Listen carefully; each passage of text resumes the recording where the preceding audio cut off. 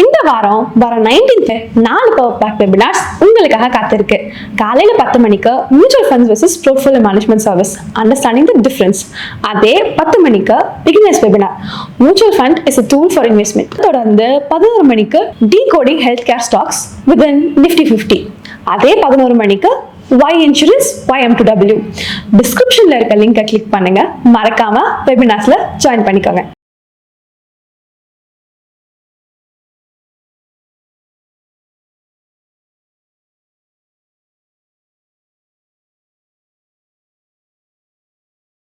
ஒரு முதலீட்டாளரின் ஆரம்ப கட்டம் என்னுடைய அனுபவத்துல மோஸ்ட் ஃபேசினேட்டிங் டைம் ஒரு இன்வெஸ்டரோட லைஃப்ல அந்த ஆரம்ப கட்டம் தான். இது எனக்கு மட்டும் பொருந்தாது, உங்க எல்லாருக்குமே பொருந்தும், நம்ம எல்லாருக்குமே பொருந்தும். எப்பவுமே இந்த ஆரம்ப கட்டம் எப்படி இருக்கு அப்படிங்கிறது தான் நமக்கு ரொம்ப முக்கியமானது. சில முதலீட்டாளர்களுக்கு ஆரம்பம் ரொம்ப ஈஸியா இருக்குங்க. ஒரு மார்க்கெட் பாட்டம்ல அவங்க மார்க்கெட்டுக்கு வருவாங்க. அங்கிருந்து ஒன் வே மார்க்கெட் மேல போகும். போயிட்டு பணம் பண்றது ரொம்ப ஈஸி அப்படின்னு அவங்க மைண்ட்ல ஆழமா பதிய வச்சிரும். இன்வெஸ்டிங் எல்லாம் ஒண்ணும் இல்லைங்க, இவ்வளவுதாங்க அப்படின்ற மாதிரி ஒரு எண்ண ஓட்டம் கூட வரும். என்ன பொறுத்த வரைக்கும் அந்த மாதிரி ஒரு முதலீட்டாளனா இருக்கிறது அவ்வளவு நல்லது இல்லை. என்னுடைய அனுபவத்திலையும் இது மாதிரி ஒரு காலகட்டம் இருந்தது. நான் ஜூன் 1990 வர மே 1992 வரைக்கும் ஒன் வே மார்க்கெட் அப். கொஞ்ச நாளைக்கு 1991 கொஞ்சம் கிரைசிஸ்லாம் இருந்தது, எப்படி கோவிட் வந்ததோ. பட் அந்த கிரைசிஸ்ல இருந்து ரீபவுண்ட் இன்னும் பயங்கரமா இருக்கு. ஸோ இயல்பா என்ன தோணும் நமக்கு, பணம் பண்றதுலாம் ஒன்றும் பெரிய விஷயம் இல்லைங்க, ஸ்டாக் மார்க்கெட்ல ஒன்றும் இல்லை, எனக்கு எல்லாம் தெரியும், எல்லாம் ஈஸி. அப்புறம் மற்ற வேலையெல்லாம் ஒரு வேலையா அப்படின்னு தோணும். உதாரணத்துக்கு நீங்க ஒரு ஜாப்ல இருக்கீங்கன்னு வச்சுக்கோங்களேன். ஸ்டாக் மார்க்கெட்ல அந்த ஜாப்ல வர சம்பளத்தை நீங்க ஈஸியா ஒரு மாசம் சம்பாதிச்சிடுறீங்க, இன்னொரு மாசம் சம்பாதிச்சிடுறீங்க. 3ஆம் மாசம் உங்களுக்கு என்ன தெரியுமா தோண ஆரம்பிக்கும், இந்த ஜாப் எல்லாம் வேஸ்ட், இதுல போய் நம்ம போய் என்னத்தை செஞ்சுட்டு இருக்க, பேசாத இதையே ஃபுல்லா பண்ணலாமே அப்படின்னு. பட் ஸ்டாக் மார்க்கெட்டுங்கிறது ரெகுலரான இன்கம் கொடுக்குற இடமே இல்லைங்கிறத கூட நம்ம அந்த நேரத்துல உணர மறுத்துருவோம். we will refuse to listen to the truth. அப்ப என்ன நினைக்கிறோம், எதுக்கு வேஸ்ட் ஆஃப் டைம், இங்கே ஈஸியா நம்ம எல்லாத்தையும் பண்ணிட்டு போயிடலாம் அப்படின்னு சில பேர் வேலையை கூட விட்டுருவாங்க. இதுதான் நல்ல ஆலோசனை, நல்ல கைடன்ஸ் ரொம்ப ரொம்ப கிரிட்டிக்கல். என்ன மார்க்கெட்டுக்கு கொண்டு வந்த நபர் என்கிட்ட வாங்கிக்கிட்ட ஒரே உறுதிமொழி, எக்காரணம் கொண்டும் இதை மட்டும் செய்யக்கூடாது, வேற ஏதாவது ஒண்ணு செஞ்சிட்டு இருக்கணும். எதுக்கு why this அப்படின்னு கேட்டீங்கன்னாக்கா ரொம்ப simple. Full time investors will eventually lose. ஏன்னா அவங்கள்ட்ட ரொம்ப டைம் இருக்கிறதுனால தேவையில்லாத விஷயங்கள்லாம் பண்ணுவாங்க, அது எங்கேயோ ஒரு இடத்துல அவங்கள கவுத்துருங்கிறது அவருடைய பிலீஃப். நானும் இதை ஒரு 35 வருஷமா க்ளோஸா பார்த்துட்டு இருக்கேன். சில ஃபுல் டைம் இன்வெஸ்டர்ஸ் லூஸ் பண்றது இல்லை, மற்றபடி 99.9% full time investors lose money. ஒரு 0.1 தான் லூஸ் பண்றது இல்லை. ஏன் அவங்கள உதாரணமா எடுத்துக்கூடாதா அப்படின்னு கூட சில நேரங்கள்ல எங்கிட்ட நண்பர்கள் ஆர்கியூ பண்ணுவாங்க. அவங்க ஃபைனான்சியலி சக்சஸ்ஃபுல்லா இருப்பாங்க, பட் கொஞ்சம் க்ளோஸா போய் பாருங்க, ஒரு ஒன் ட்ராக் மைண்டோட அவங்க வாழ்க்கையை வாழ்ந்துட்டு இருப்பாங்க. இதை தவிர அவங்க வேற எதையுமே சிந்திக்க முடியாது, வேற எதையுமே பார்க்க மாட்டாங்க, வேற எதுலையுமே நாட்டம் இருக்காது. அவங்க வாழ்க்கையே ரொம்ப நேரோவா இருக்கும். இப்படி நேரோ வாழ்க்கையை வாழ்வது என்பது உளவியல் ரீதியாக ஒருத்தருக்கு நன்மையை தராது. சைக்கலாஜிக்கல் இஷ்யூஸ்லாம் டெஃபினட்டா வரும். அவங்க லைஃப்ல எடுக்கக்கூடிய மற்ற டெசிஷன்ஸ்ல எல்லாம் ரொம்ப சராசரியா இருப்பாங்க. இன்வெஸ்ட்மெண்ட் நல்லா பண்ணுவாங்க, பட் மற்ற எல்லாத்துலயுமே அவங்களுக்கு ஏதோ ஒரு மிஸ்ஸிங் ஃபேக்டர் இருக்கும், எக்ஸ் ஃபேக்டர் இருக்கும். ஸோ ஒரு ஹோலிஸ்டிக்கா நிறைய விஷயங்களை செய்யக்கூடியவங்க, இன்வெஸ்ட்மெண்ட் அதுல ஒரு விஷயமா செய்யக்கூடியவங்க have a better chance of leading a better life. இதுதான் அவர் அன்னைக்கு மறைமுகமா எனக்கு சொல்லி கொடுத்தது. அது இன்று வரை எனக்கு சரி என்றுதான் படுகிறது. பட் அந்த ஆரம்ப கட்டத்துல நமக்கு என்ன தோணும், இது ஈஸியா இருக்கே, இதே பண்ணிடலாமே அப்படின்னு. முதல்ல நம்ம ஒரு முதலீட்டாளர்னா ஆரம்பத்துல எதை தேடி போறோம்? பணம் போடுறதுக்கு நிறுவன பெயர்களை தேடி போறோம். நிறுவனத்தை கூட தேடி போல நம்ம. we only want names. பெயர்களை தேடி போகும்போது என்ன ஆகுது, நம்மளுடைய மொத்த அப்ரோச்சுமே எந்த பெயரை தெரிஞ்சுக்கிட்டு நாளைக்கு என்ன செய்யலாம் அப்படின்ற ஒரு அளவுல தான் இருக்கு. அது ஒரு குறுகிய வட்டமாக அமைவது இயல்பு. பொருளாதாரத்தை புரிஞ்சுக்கிறதோ, அது பொருளாதார மாற்றங்கள் எப்படி இருக்குன்னு கெஸ் பண்றதோ, தொழில்களை தனியாக புரிந்து கொள்வதோ, இந்த இண்டஸ்ட்ரி இதுக்கு என்ன சேலஞ்ச், இதுல என்ன ஸ்ட்ரென்த், இதுல என்ன வீக்னஸ், இதுல என்ன ஆப்பர்ச்சுனிட்டி, இதுக்கு என்ன த்ரெட், இது தெரிஞ்சுக்கிறதோ நமக்கு முக்கியமா படல. அதெல்லாம் விடுங்க, ஒரு பேர் சொல்லுங்க. இதுதான் நம்மளுடைய இயல்பான குணமா இருக்கு. என்னுடைய லக் என்னன்னாக்கா, முதல் நாளே அது என்னோட நோக்கம் இல்லை. என்னுடைய நோக்கம் நம்மளால ஒரு பாயிண்ட ப்ரூவ் பண்ண முடியணும். அது என்ன பாயிண்ட்? நம்மளாலேயே இன்வெஸ்ட் பண்ண முடியணும். I must invest on my own. இதுதான் என்னுடைய ப்ராப்ளம் ஸ்டேட்மெண்ட். அப்ப எப்படி அதை பண்ண முடியும்? On your own. ஃபர்ஸ்ட் எதையெல்லாம் தெரிஞ்சுக்க முடியுமோ அதெல்லாம் உள்ள வாங்கிக்கிறோம். You have to learn what ever you can. So அந்த வகையில டெய்லி வர எல்லா எக்கனாமிக் இன்ஃபர்மேஷன், அன்றைய காலகட்டத்தில் இருக்கக்கூடிய எல்லா எக்கனாமிக் இன்ஃபர்மேஷனையும் உள்வாங்கிறதுங்கிற ஒரு ஹேபிட்டை நான் முதல் நாளே ஃபார்ம் பண்ணேன். சோ எல்லா பிசினஸ் பேப்பரையும் படிக்கிறதுங்கிறது எனக்கு ஹேபிட். இப்போ இங்க நான் உட்காந்துருக்கேன். முன்னாடி எல்லாம் ஆன்லைன் எடிஷன் கிடையாது. நியூஸ் பேப்பர் தொடர்ந்து வாங்கிட்டே இருப்போம். ஒரு வாரம் வாங்கிட்டு ஒரு வாரம் கழிச்சு அந்த நியூஸ் பேப்பர்ஸை நான் ஒரே நாள்ல படிப்பேன். சோ அந்த ஒரு வாரம் கேப் வந்துருச்சு அப்படின்னு அந்த நியூஸ் பேப்பரை படிக்காம இருக்கிறது என்னுடைய ஹேபிட் இல்லை. இப்ப ஆன்லைன் இருக்கிறதுனால அதை ஆன்லைன்ல நான் மேக்கப் பண்ணிக்கிறேன். பிளஸ் 1-2 பேப்பர் இங்க வருது. பட் அந்த எக்கனாமிக் இன்ஃபர்மேஷன், டெய்லி இன்ஃபர்மேஷனை ஒரு நாள் விடாம என்ன வருதோ அது எல்லாத்தையும் தெரிஞ்சுக்கணுங்கிறது ஃபர்ஸ்ட் ஹேபிட். அப்ப அந்த எல்லா இன்ஃபர்மேஷனையும் தெரிஞ்சுக்கும் போது அதனால நமக்கு என்ன சார் பயன், எதுக்கு சார் வெட்டியா இதெல்லாம் சொல்றீங்க இருக்கும். கமெண்ட் செக்ஷன்ல 1-2 இருக்கும். அவன் வெட்டி தான். அப்படி வெட்டியா செய்யற வேலை தான் நமக்கு எந்த நிறுவனத்தை வாங்கணும்ன்ற ஐடியாவை கொடுக்கும். இல்லைன்னா நம்ம என்ன பண்ணுவோம், யார்கிட்டயாவது போய் கெஞ்சிக்கிட்டு இருப்போம், என்ன வாங்கலாம்னு சொல்லுங்க அப்படின்னு. கெஞ்சர் தப்பு இல்லை, பட் அது நம்மளை ஒரு பெட்டர் பிளேஸ் கொண்டு போக, அவ்வளவுதான். சோ எனக்கு முதல் நாளே எனக்கு தேவையான எல்லா விஷயத்தையும் நானே தெரிஞ்சுக்கிட்டாதான் என்னால அதை ப்ரூவ் பண்ண முடியும்ன்றது தெளிவா புரிஞ்சிருச்சு. அண்ட் அன்றைக்கு என்னுடைய மனநிலையும் அப்படி இருந்தது. ஒவ்வொருத்தருடைய லைஃப்ல இருக்கக்கூடிய உங்களுடைய மைண்ட் செட் உங்களுடைய காலச்சூழல், வாழ்க்கை சூழல், உளவியல், என்ன மாதிரி மைண்ட் செட்ல இருக்கீங்க, என்ன மாதிரி ஸ்டேட் ஆஃப் மைண்ட்ல இருக்கீங்க, இதெல்லாம் ரொம்ப ரொம்ப முக்கியம். ஒரு இன்வெஸ்டருக்கு இதெல்லாம் ரொம்ப ரொம்ப முக்கியம். சோ உங்களை நீங்க ப்ரூவ் பண்ண வேண்டிய ஒரு கட்டாயமான ஒரு இடத்துல நீங்க இருந்தீங்கன்னாக்கா, நீங்க நிச்சயமா எதையெல்லாம் தேடி போகணுமோ அத்தனை விஷயத்தையும் தேடி போவீங்க. It's like the universal conspire and you will go. அப்படி ஒரு விஷயம் நடக்கும் போது எப்படி இந்த ஸ்டாக் ஐடியா பேர் வருதுன்றதெல்லாம் நீங்க ரேஷனலைஸ் பண்றது ரொம்ப ரொம்ப கஷ்டம். நீங்க நிறைய இன்ஃபர்மேஷனை ஒரு டியூட்டி பவுண்டா தேடி தேடி போய் அந்த இன்ஃபர்மேஷனை உள் வாங்கிக்கிட்டு அதை ப்ராசஸ் பண்ணி அதை புரிஞ்சுக்கிட்டு அதுல உங்க புரிதலை வளர்த்துக்கிட்டே இருக்கீங்க.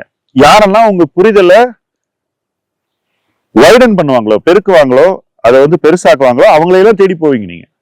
So information newspaper available public டொமைன்ல இருந்து எடுத்துக்கிறீங்க. அந்த இன்ஃபர்மேஷனை இன்னொருத்தர்கிட்ட த்ரோ பண்ணி அவர்கிட்ட இருந்து இன்ஃபரன்ஸ் எப்படி பண்றது அப்படிங்கிறத கத்துக்கிறீங்க.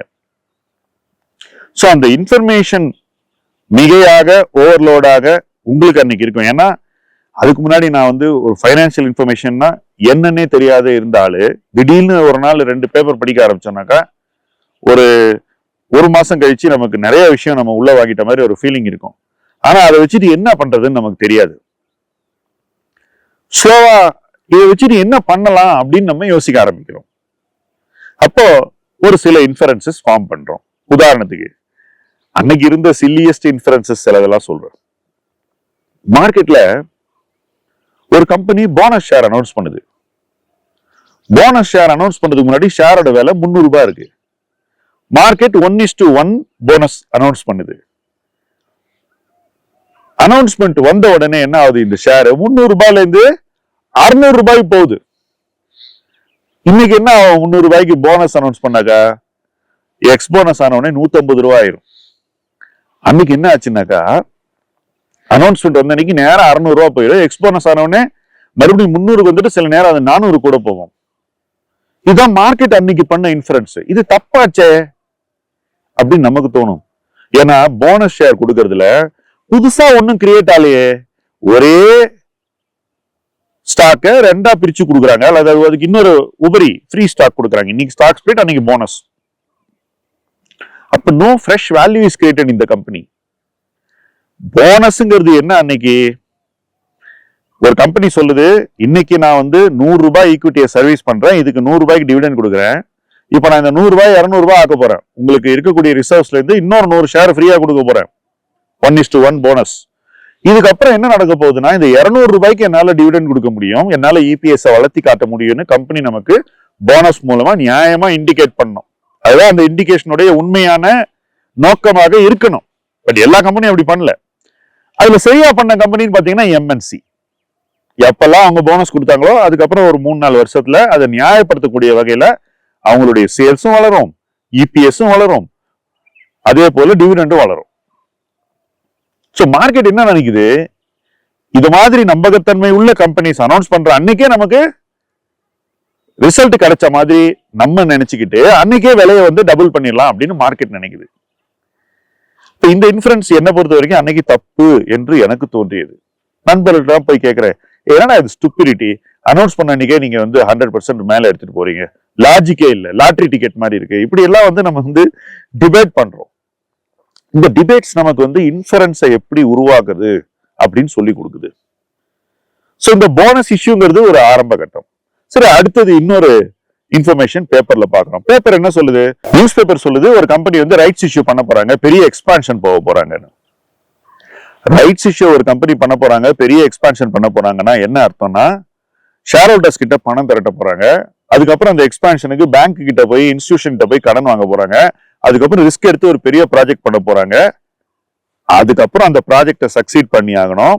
பண்ண வச்ச பிறகு உங்களுக்கு ப்ராஃபிட் வரும். அந்த ப்ராஃபிட்ல இருந்து உங்களுக்கு இபிஎஸ் வரும். இபிஎஸ்ல இருந்து உங்களுக்கு டிவிடெண்ட் வரும். இது எவ்வளவு லாங் சைக்கிள். என்னை பொறுத்த வரைக்கும் இந்த சைக்கிள் 4ல இருந்து 5 வருஷம் ஆகக்கூடியது. 4ல இருந்து 5 வருஷம் ஆகக்கூடிய ஒரு சைக்கிளை மார்க்கெட் எப்படி அந்த காலத்துல இன்ஃபர் பண்ணும்னாக்கா, ரைட்ஸ் இஷ்யூ அனௌன்ஸ் பண்ண உடனே இந்த ரைட்ஸ் இஷ்யூ கூட ஒரு போனஸ் இஷ்யூ மாதிரி பார்த்து விலைய உடனே ஏற்றிடுவாங்க. அன்னைக்கே விலை ஏறிடும்.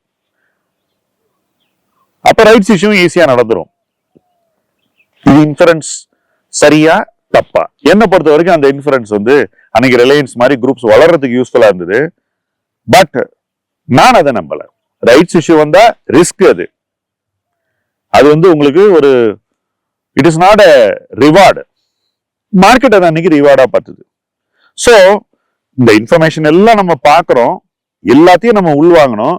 அதுல இருந்து நம்ம ஒரு இன்ஃபரன்ஸுக்கு வரோம், மார்க்கெட் ஒரு இன்ஃபரன்ஸ் வருது. இது ரெண்டுத்துக்கு நடுவுல இல்ல கேப் என்னன்றதை நம்ம சரியா புரிஞ்சுக்கணும். இந்த கேப் இருக்கலாமா, இல்ல நம்ம மார்க்கெட் பக்கம் போயிடணுமா, இல்ல ஒரு காலம் நம்ம வெயிட் பண்ணா மார்க்கெட் நம்ம பக்கம் வருமானு. நான் என்னுடைய இன்ஃபரன்ஸ்ல ஸ்ட்ராங்கா நின்னேன். அதனால என்ன ஆச்சுனாக்கா, ஸ்லோ மார்க்கெட் நம்ம பக்கம் வர ஆரம்பிச்சது. அதுதான் நிறைய வருஷம் ஆகும். எதுவுமே ஈஸி இல்லை. ஆனா அந்த இடத்துல நிக்கிறது தான் நமக்கு மார்க்கெட்ல கரெக்டான இன்ஃபரன்ஸ் எப்படி பண்றதுங்கிறத சொல்லி கொடுக்கக்கூடிய ஃபர்ஸ்ட் ஸ்டெப். தைரியமா உங்க நிலைப்பாட்டுல நீங்க நிக்கணும். இன்ஃபர்மேஷனை பார்த்து அதை ப்ராசஸ் பண்ணி ஒரு இன்ஃபரன்ஸை பண்ணி ஒரு நிலைப்பாடை எடுத்து அந்த நிலைப்பாட்டுல நிக்க முடியணும் நாமே. அப்ப இந்த நிலைப்பாடை எடுக்கிறதுக்கே நீங்க எக்ஸ்டர்னல் ஹெல்ப், இன்னொருத்தருடைய உதவி எடுக்கிறது தப்பு இல்லை. ஆனா இன்னொருத்தரோட நிலைப்பாடை அப்படியே நீங்க எடுத்தீங்கன்னாக்கா என்ன பொறுத்த வரைக்கும் அது தப்பு. அவர் தப்பாரா நீங்களும் தப்பாயிருவீங்க. இதுதான் இப்ப இந்த அவருங்கிற இடத்துல நீங்க என்ன கூட பொருத்திக்கலாம், தப்பே கிடையாது. சோ இந்த நிலைப்பாடுகளை நம்ம எடுக்கிறதுல நாம எல்லா இன்ஃபர்மேஷனையும் வாங்கிக்கிட்டு அதிலிருந்து சுயமாக ஒரு நிலைப்பாடை எடுக்கக்கூடிய இடத்துக்கு நம்ம வரணுங்கிறது தான் ஒரு முதலீட்டாளனுடைய லைஃப்ல ஃபர்ஸ்ட் மைல்ஸ்டோன். அந்த இடத்துக்கு வர்றதுக்கு முன்னாடி ஒரு இன்வெஸ்டர் ரொம்ப தன்னுடைய காசை டைரக்ட் ஈக்விட்டியில போடக்கூடாதுங்கிறது தான் ரொம்ப முக்கியமான விஷயம். இந்த முக்கியமான விஷயம் எனக்கு முதல் நாளே தெரிஞ்சு போச்சு. இன்னொரு விஷயம், எனக்கு நிதி ஆதாரம் இல்லை, அதனால என்னால அவ்வளவு பணம் போட முடியல. இன்னைக்கு இருக்கக்கூடியவர்கள் வேற ஒரு தொழில நிறைய சம்பளம் வாங்கி எக்கச்சக்கமா சேவ் பண்றதுனாலையும் அவங்களுக்கு ஈஸியா ஒரு ஆக்சஸ் கிடைக்கக்கூடிய ஒரு பிளாட்ஃபார்ம், கிளிக்ல இருக்கக்கூடிய ஒரு கசினோ பை கிளிக்னு நான் சொல்லுவேன். பிளாட்ஃபார்ம்ஸை கிளிக் பண்ணா கசினோக்குள்ள போயிடலாம். சோ அந்த கசினோ பை கிளிக்ல உள்ள போயிட்டு எதை வேணா வாங்கலாங்கிற ஒரு ease of doing speculation, business இல்ல, ஈஸ் ஆஃப் டூயிங் ஸ்பெகுலேஷன் இருக்கிறதுனாலையும் நிறைய பேர் என்ன பண்றாங்க, அதுக்குள்ள போய் கிடுக்கிட்டு இருக்கிற காசையெல்லாம் ஸ்டாக்ஸ்ல போட்டுறாங்க. அதை ஒரு விளையாட்டா பாக்குறாங்க. என்ன பொறுத்த வரைக்கும் ஒரு முதலீட்டாளன் தன்னுடைய ஆரம்ப கட்டத்தில் முதலீட்டை கேமிஃபை பண்ணக்கூடாது, அது விளையாட்டா பார்க்கவே கூடாது. அப்படி பார்த்தாக்கா அந்த விளையாட்டு வினையில் தான் முடியும். நீங்க இதை ஒரு சீரியஸான பர்சூட்டா பாத்தீங்கன்னாக்கா, ஒரு ரூபாயும் போடுறதுக்கு முன்னாடி நானே என்னுடைய முடிவை எடுத்தேனா, என் முடிவுல எனக்கு முழு கன்விக்ஷன் இருக்கா, நான் இன்னொருத்தனுடைய கன்விக்ஷனை வாடகைக்கு வாங்காம இந்த முடிவுக்கு வந்தேனா, வந்த பிறகு இன்னொருத்தர் கன்விக்ஷன் என்னோட டேலி ஆச்சுன்னா அது சரி என்று நான் எப்படி புரிந்து கொண்டேன். ஒருவேளை சிலருடைய கன்விக்ஷன் நம்மளோட டேலி ஆகலனா இது ரெண்டுத்துக்குள்ள கேப்பை நான் எப்படி பிரிட்ஜ் பண்ணேன், எப்படி என்னுடைய முடிவை நான் பாதுகாத்தேன், எடுக்கிறதுக்கு முன்னாடியே ஒரு முடிவை எப்படி பாதுகாத்து அந்த முடிவை எடுத்தேன். இதுதான் ஒரு இன்வெஸ்டர் தன்னுடைய முதலீட்டு வாழ்க்கையில அச்சீவ் பண்ணக்கூடிய ஃபர்ஸ்ட் மைல்ஸ்டோன். இந்த ஃபர்ஸ்ட் மைல்ஸ்டோன் அச்சீவ் பண்றதுக்கே சில ஆண்டுகள் ஆகும். இந்த காலச்சூழலில், இப்போதைய சூழலிலும் நான் பார்க்கக்கூடிய பல புதிய முதலீட்டாளர்கள் இந்த மைல்ஸ்டோனுக்கு வர்றதுக்கு முன்னாடியே நிறைய பணத்தை போட்டாங்க. அது மட்டும் இல்ல, போட்டுட்டு இந்த மைல்ஸ்டோன் ஆட்டோமேட்டிக்கா வரணும் அப்படின்னு அவங்க நினைக்கிறாங்க. இன்வெஸ்டிங்ல எதுவுமே நம்மளுடைய பர்த் ரைட் கிடையாது, எல்லாமே நாம உழைச்சி ஏர்ன் பண்ணக்கூடிய ஸ்பேஸ். எல்லா இடமுமே நாம உழைச்சி ஏர்ன் பண்ணக்கூடிய ஸ்பேஸ் தான், உழைக்காம எதுவுமே வராது. சோ ஈஸியா இன்வெஸ்ட் பண்ணிடலாம், ஈஸியா இதை பண்ணிடலாம், ஈஸியா அதை பண்ணிடலாம், இது இவ்வளவுதான், இது அவ்வளவுதான் நினைக்கக்கூடிய அந்த மனநிலையில் இருந்து விடுபடுவதுதான் ஒரு இன்வெஸ்டருடைய முதல் கடமை. எனக்கு ஐ ஹேட் அ லயன்ஸ் லக், அந்த மனநிலை எனக்கு வரவே இல்லை. ஏன்னா எனக்கு அந்த மனநிலையை உருவாக்கக்கூடிய ஒரு வாழ்க்கை சூழல் இல்லை. சோ சர்க்கம்ஸ்டான்சஸ் எனக்கு பெரிதும் உதவியது அப்படிங்கறதா என்னுடைய லைஃப் லெசன். உங்களுக்கு சர்க்கம்ஸ்டான்ஸ் பணம் பண்ண ஹெல்ப் பண்ணிருக்கலாம், பட் இந்த மனநிலையை உருவாக்க ஹெல்ப் பண்ணலங்கிறதா என்னுடைய அப்சர்வேஷன். இது போன்ற விஷயங்களை தொடர்ந்து இந்த சீரீஸ்ல இணைந்து பேசுவோம். முதலீட்டு களம், உங்கள் களம். நன்றி.